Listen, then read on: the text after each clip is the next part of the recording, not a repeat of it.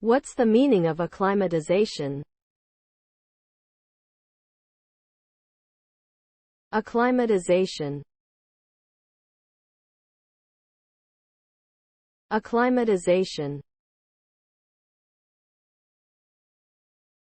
Acclimatization. Acclimatization. Acclimatization. Acclimatization is the process by which an organism adjusts to a change in its environment.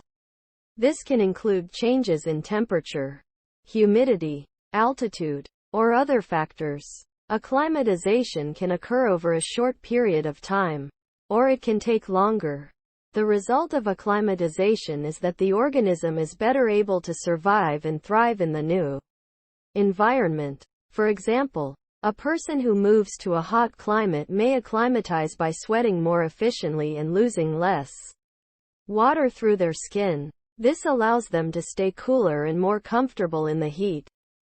Here are some examples of acclimatization.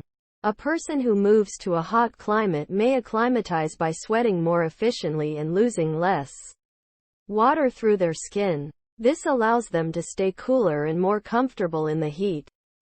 A plant that is transplanted to a new location may acclimatize by growing new roots that are better able to absorb water and nutrients from the soil.